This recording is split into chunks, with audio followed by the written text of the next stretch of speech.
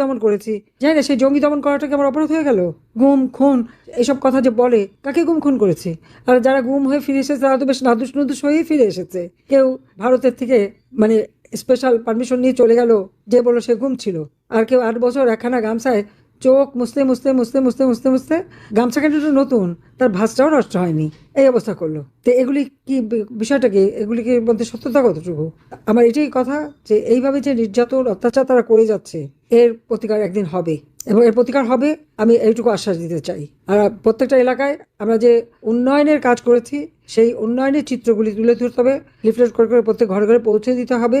আর যারা নির্যাতিত নিপীড়িত তাদেরও নাম ঠিকানা সব কিছু রেখে এটা সারা বিশ্বের কাছে এটা জানাতে হবে যে কি বিভৎসভাবে এরা অত্যাচার নির্যাতন করেছে। কারণ ইউনূসের বিদায় হয়েছে, কিন্তু তারপরে কে এসছে আরেকজন, যে 21 আগস্ট গ্রেনেড হামলা, 10 লাখ অস্ত্র চোরা কারবারি, দুর্নীতিতে, যেখানে দেখা যায় যে